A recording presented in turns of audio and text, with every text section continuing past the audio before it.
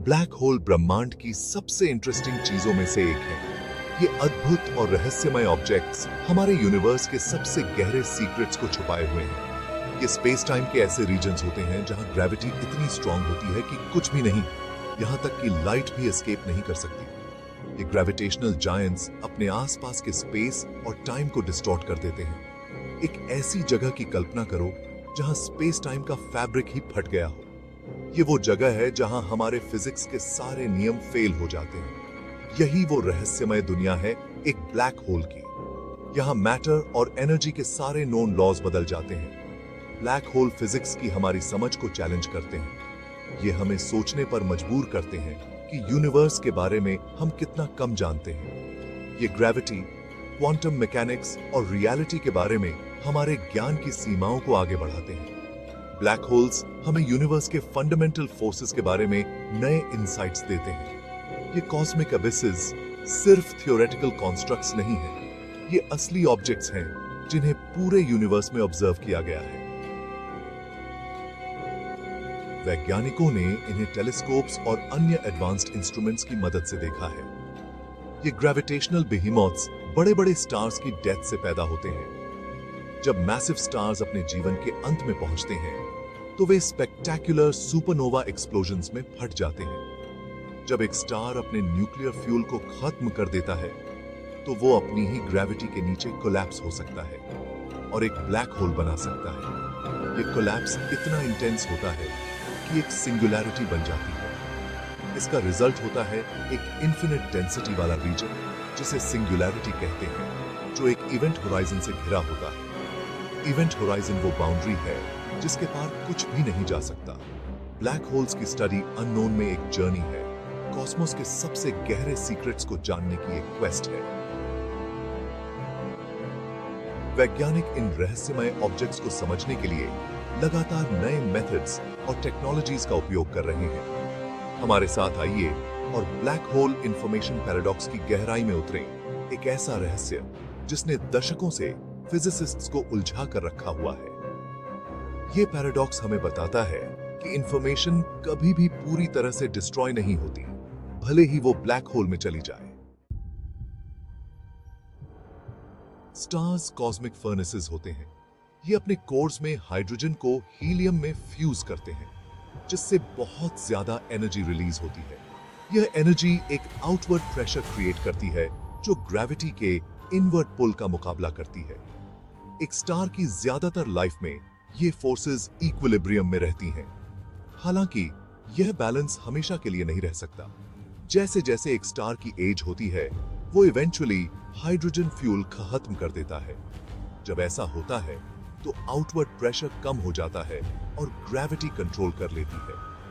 Star का core collapse होना शुरू हो जाता है। मैसिव स्टार्स के लिए, जो हमारे सन के मास से 8 गुना से ज्यादा होते हैं, यह कोलैप्स बहुत ज्यादा भयानक होता है। कोर वायलेंटली इम्प्लोड होता है, जिससे एक सुपरनोवा एक्सप्लोजन होता है।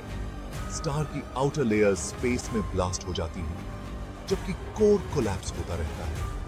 अगर कोर का मास काफी ज्यादा है तो ग्रेविटी उसे एक इन्फिनिटली स्मॉल पॉइंट तक क्रश कर देगी, एक सिंगुलैरिटी। यह सिंगुलैरिटी एक ब्लैक होल का हार्ट होता है, एक ऐसा रीजन जहां फिजिक्स के लॉज, जैसा कि हम जानते हैं, ब्रेक डाउन हो जाते हैं। Black hole information paradox modern physics के सबसे कॉम्प्लिकेटेड मिस्ट्रीज में से एक है। यह एक ऐसा पजल है जिसने दशकों से वैज्ञानिकों को उलझा रखा है। यह जनरल रिलेटिविटी और क्वांटम मैकेनिक्स, जो मॉडर्न फिजिक्स के दो पिलर्स हैं, के बीच एक फंडामेंटल कॉन्फ्लिक्ट से अराइज होता है। जनरल रिलेटिविटी, जिसे एल्बर्ट आइंस्टाइन ने डेवलप किया था, हमें ग्रेविटी के बारे में एक डिटेल्ड अंडरस्टैंडिंग देती है। जनरल रिलेटिविटी ग्रेविटी को स्पेस टाइम के कर्वेचर के रूप में डिस्क्राइब करती है, जो मैसिव ऑब्जेक्ट्स के कारण होता है। यह थ्योरी हमें बताती है कि कैसे प्लैनेट्स, स्टार्स और गैलेक्सीज एक दूसरे के साथ इंटरैक्ट करते हैं। यह ब्लैक होल और उनके इवेंट होराइजन्स के एग्जिस्टेंस को प्रिडिक्ट करता है। इवेंट होराइजन वह बाउंड्री है जिसके पार कुछ भी, यहां तक कि लाइट भी एस्केप नहीं कर सकता। दूसरी तरफ क्वांटम मैकेनिक्स एटॉमिक और सब एटॉमिक लेवल्स पर मैटर और एनर्जी के बिहेवियर को गवर्न करती है। यह थियोरी माइक्रोस्कोपिक वर्ल्ड के डायनामिक्स को एक्सप्लेन करती है। इसका एक फंडामेंटल प्रिंसिपल है, इंफॉर्मेशन डिस्ट्रॉय नहीं की जा सकती। क्वांटम मैकेनिक्स के अनुसार इंफॉर्मेशन हमेशा किसी न किसी रूप में प्रिजर्व रहती है। यहां पैराडॉक्स है, अगर कुछ भी ब्लैक होल से एस्केप नहीं कर सकता है और ब्लैक होल इवेंचुअली इवेपोरेट हो जाते हैं, तो उस इंफॉर्मेशन का क्या होता है जो उनमें गिर गई थी? स्टीवन हॉकिंग ने प्रिडिक्ट किया था कि black holes Hawking radiation emit करते हैं और धीरे धीरे इवेपोरेट हो जाते हैं। क्या यह हमेशा के लिए गायब हो जाती है क्वांटम मैकेनिक्स को वायलेट करते हुए, या यह किसी तरह प्रिजर्व है जैसा कि क्वांटम मैकेनिक्स डिक्टेट करता है? यह सवाल वैज्ञानिकों के लिए एक बहुत बड़ा चैलेंज है। या यह किसी तरह प्रिजर्व है जैसा कि क्वांटम मैकेनिक्स डिक्टेट करता है? कुछ थ्योरीज सजेस्ट करती हैं कि इंफॉर्मेशन इवेंट होराइजन के पास ही स्टोर हो जाती है। यह पैराडॉक्स सिर्फ एक एकेडमिक क्यूरियोसिटी नहीं है, यह फंडामेंटल फिजिक्स के कोर प्रिंसिपल्स को चैलेंज करता है और यूनिवर्स के नेचर को समझने में एक की रोल प्ले करता है। यह यूनिवर्स और इसे गवर्न करने वाले फंडामेंटल लॉज के बारे में हमारी समझ पर चोट करता है। अगर हम इस पैराडॉक्स को सॉल्व कर पाते हैं तो यह हमारे फिजिकल वर्ल्ड के अंडरस्टैंडिंग में एक मेजर ब्रेक थ्रू होगा। इस पैराडॉक्स को रिजॉल्व करने से फिजिक्स की हमारी समझ में रेवोल्यूशन आ सकता है।